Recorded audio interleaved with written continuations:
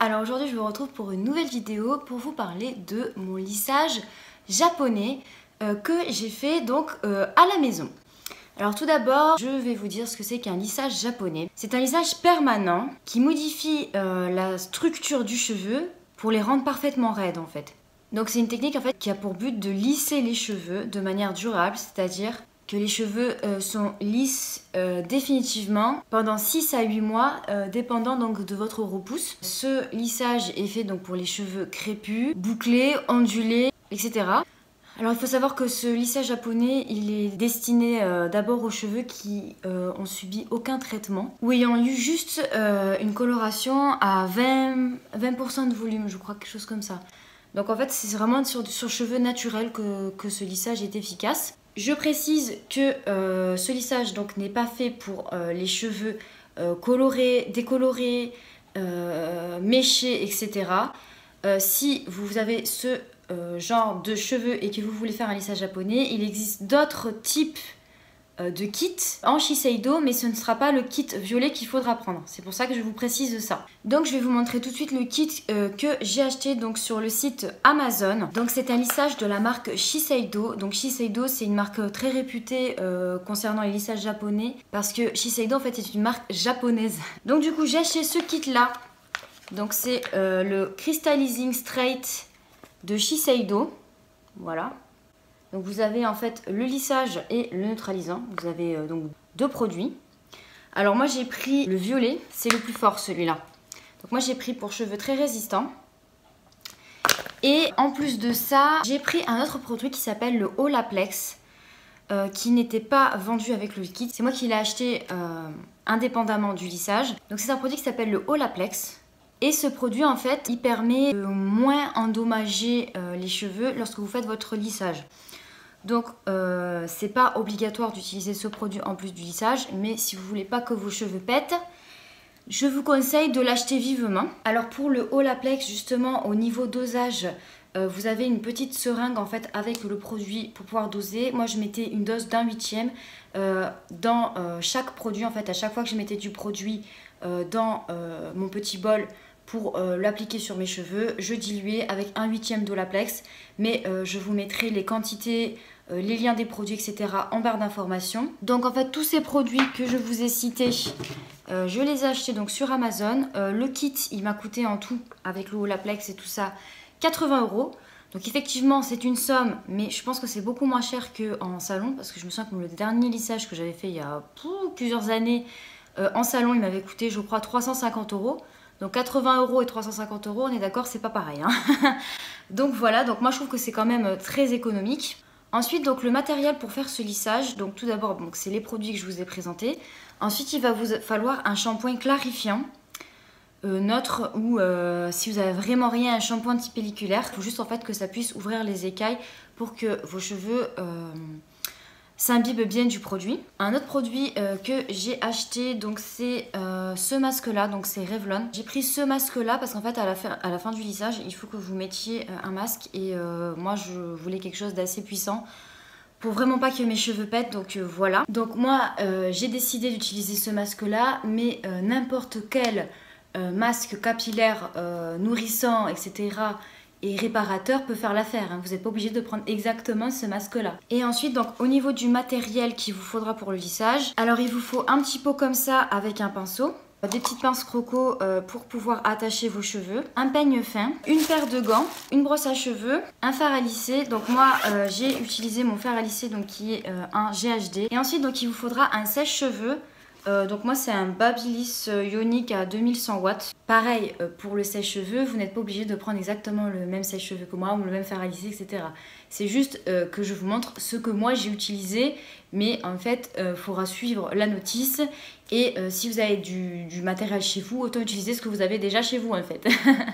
Moi j'ai également utilisé une brosse séchante parce que je sais pas trop me faire les brushings.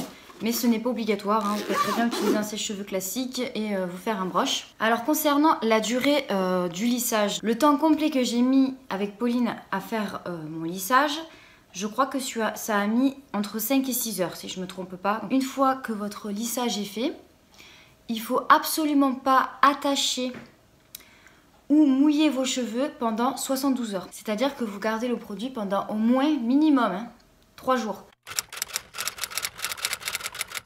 Donc moi ce que je faisais, c'est que je prenais mes cheveux, je les mettais en l'air quoi, comme ça, et je faisais un petit tortillon, comme ça, voilà. Et en fait je mettais la pince à ce niveau ici, là, mais pas au niveau du tortillon, et j'essayais de pas trop serrer. Et en fait je prenais ma douche et j'essayais justement de pas trop me laver le visage, je me lavais que le bas du visage pendant 3 jours pour être sûre de pas mouiller mes cheveux. Et une fois que je sortais de la douche, ce que je faisais, c'est que donc je détendais mes cheveux et je les redémêlais, bien avec une brosse. Et si jamais vous voyez qu'il y a des mèches ou quoi qui recommencent à se rebeller ou quoi, pendant ces 3 jours où vous ne devez pas les mouiller, repassez un coup de fer à lisser pour être sûr qu'ils ont pris le pli.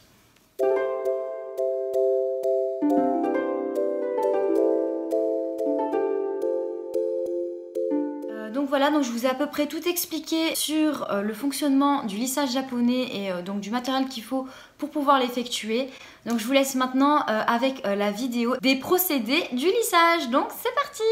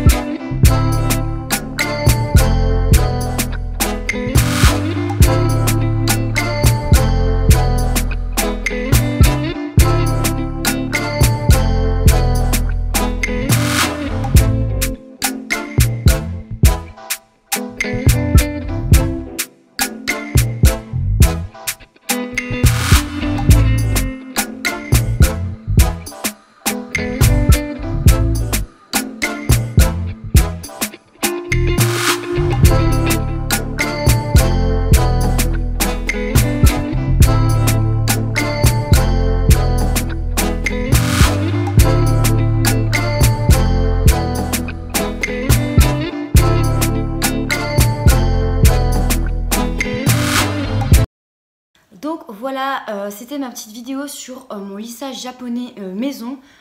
Pour ma part, je pense qu'il a fonctionné parce que une fois que j'ai rincé mes cheveux après le lissage et que je les ai juste séchés à l'arrache, je trouvais qu'ils étaient quand même pas mal raides. Après, pour ma part, je pense que je vais me couper les cheveux parce que depuis que j'ai fait le lissage, j'ai beaucoup de fourches.